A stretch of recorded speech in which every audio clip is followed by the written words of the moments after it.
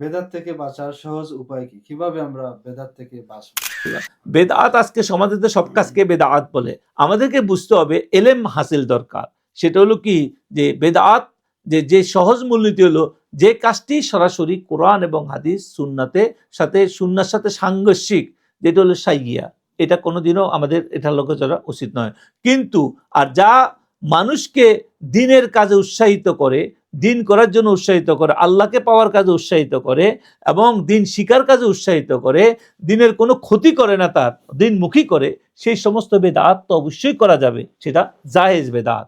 আর যেটা বেদাতে সাইয়্যা থেকে, তুমি যে বেদাত থেকে বাঁচা যায় মানে কি, বেদাতে সাইয়্যা থেকে কিভাবে বাঁচা, খারাপ বেদাত যেগুলা ধ্বংসপ্রাপ্ত, যেগুলো মানুষকে জাহান্নাম নিয়ে যাবে, সেটার কথা বলা হয়েছে এখানে। তো বেদাতে সাইয়্যা থেকে বাঁচার মূল জিনিস আমার ইলম দরকার।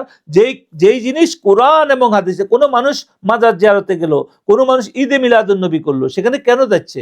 কারণ জিয়ারত করা রাসূলের সুন্নত, রসুলের শানে দুরূদ পড়া, কিয়াম করা, রসুলের শানে সাহাবারা দাঁড়িয়েছে, এই সমস্ত বিষয় এগুলা কোন হাদিস দ্বারা প্রমাণিত আছে? তো যদি এগুলো হাদিস, এটা নাম যেটা নতুন করে আসছে, ঈদে মিলাদুন নবী, এটা নতুন করে আসছে।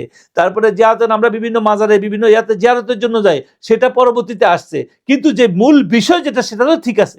এই জন্য এটাকে বেদাতে হাসানা বলে। আমরা কোনো জিকির মাহফিলে গেলাম, আমরা কোনো মজলিস করলাম, আমরা কোনো মাহফিল করলাম, আমরা মাইকের সাহায্যে ব্যবস্থা করলাম, আমরা কিন্তু কি করতেছে, আল্লাহর কালামের কথা বলছে যে মাহফিলের মধ্যে। তো এখন তাইলে মাইকটা তো বেদাত, কিন্তু যা বলতে সেটা মূল জিনিস ঠিক আছে। আমরা জিয়ারত করতে গেলাম কোনো মা বাপের কবর, কোনো ওলির দরবারে, কোনো জায়গায়, সেখানে আমরা কোরআন হাদিস, কোরআন পড়তেছি, আয়াত পড়তেছি, রসুল যে শিক্ষা দিয়েছে সেভাবে মসনুন দোয়াগুলো আমরা পড়তেছি, দোয়া করতেছি এবং তার উসিলায় আমরা দোয়া চাইতেছি, তো সেটা তো বেদাত নয়। কিন্তু যেগুলা কোরআন এবং হাদিসে নাই, যেমন সেজদা করা, এটা কোরআন হাদিসে কোনো জায়গায় প্রমাণিত না, এটা যদি কেউ করে এটা বেদাতে সাইয়্যা, এবং এটা করা ঠিক না, কবিরা গুনাহ, এবং এটা শিরকের পর্যায়ে আমাদের বুজুর্গরা এটা নিষেধ করছে।